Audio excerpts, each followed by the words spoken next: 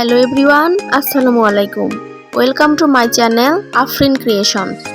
এর আগে আমি আপনাদের সাথে একটি চাদরের ডিজাইন শেয়ার করেছিলাম, আর সেটা আমি আর্ট করে আপনাদের দেখিয়েছিলাম যে কিভাবে 200 টাকার চাদর একটু ডিজাইন করেই 1200-1400 টাকা দামের চাদর বানিয়ে ফেলতে পারবেন।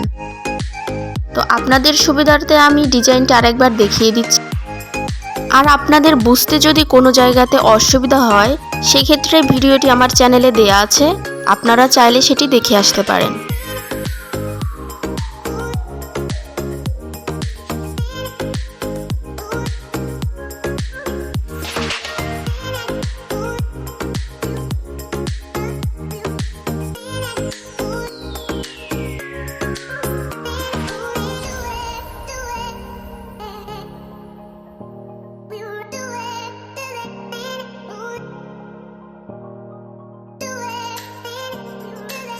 আমার ডিজাইন করা অলরেডি শেষ।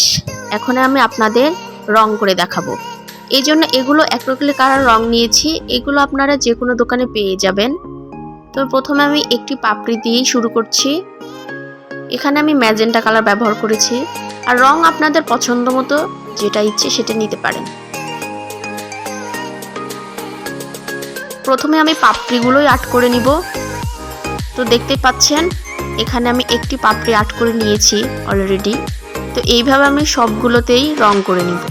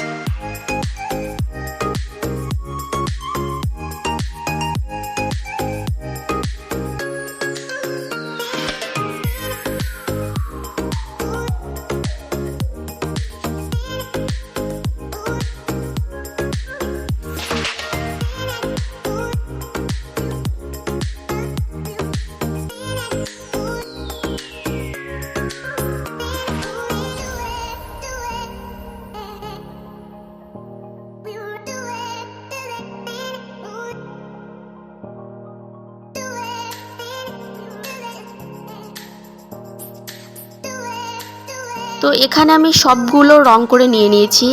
এখন বাকি যে দুটো ফুল আছে আমি সেগুলোও রং করে নিব। তো এই যে দেখতে পাচ্ছেন আমার সবগুলো ফুল রং করা হয়ে গিয়েছে। এখন সাইডের যে পাতাগুলো আমি দিয়েছি সেই পাতাগুলোতে রং করে নিব। এখানে আমি টিয়া কালার ব্যবহার করেছি। আপনারা চাইলে এখানে সবুজ বা যে কোনো কালার আপনারা ইউজ করতে পারেন।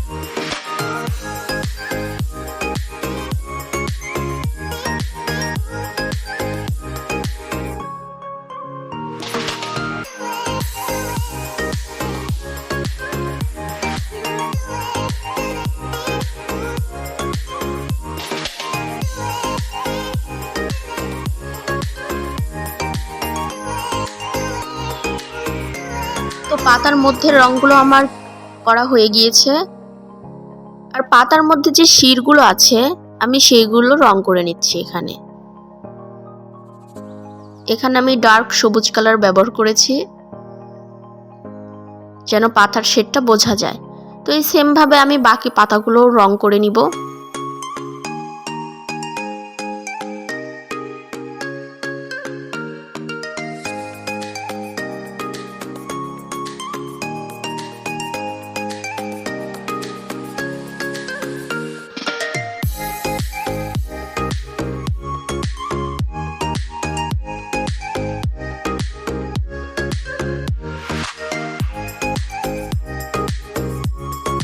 এখানে আমার শিরগুলো করাও ডান।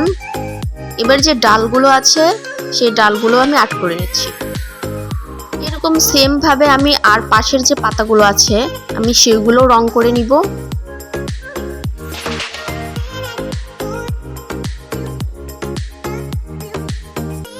এবার আমি ফুলের মাঝখানে যে পাপড়িগুলো আছে সেগুলোতে নীল কালার ব্যবহার করেছি। তো এইভাবে নীল কালার দিয়ে আমি সবগুলো রং করে নিচ্ছি। আর মাঝখানের যে গোলাকার আছে সেখানে আমি হলুদ কালার দিয়ে রং করে নিব। তো এই যে দেখতে পাচ্ছেন। আর এখানে আমি পাথর বসাবো, এই জন্য এগুলো দোকান থেকে যে কোনো দোকানে আপনারা এটা পেয়ে যাবেন। আর এরকম লাগবে আমার গাম্বা আঠা। এখন এরকম গাম্বা আঠা দিয়ে আমি পাপড়ির এক পাশ থেকে পাথরগুলো লাগিয়ে নিচ্ছি। এখানে আপনারা পছন্দ মতো কিন্তু পাথরগুলো লাগিয়ে নিতে পারেন। আপনাদের একটু কাছ থেকে দেখাচ্ছি। তো একটা পাপড়ি করা আমার শেষ। এখন মাঝখানের যে পাপড়িগুলো আছে আমি সেই পাপড়িগুলোর উপরেও লাগিয়ে নিব।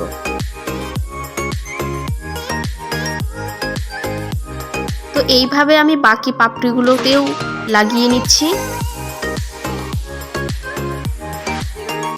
আর এখানে আমি যে চাদরের যে এক পাশ আছে সেই পাশে আমি 3টা বড় বড় করে পাতা দিয়ে দিয়েছি। আর এই যে আমার চাদরের ফাইনাল লুক। তো ভিডিওটি কেমন লাগলো অবশ্যই জানাবেন, ভালো লাগলে তো অবশ্যই লাইক দিবেন। এই তো আমার চাদরের ফাইনাল লুক।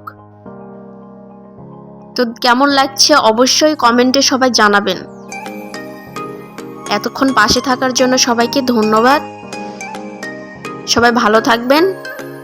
আসসালামু আলাইকুম।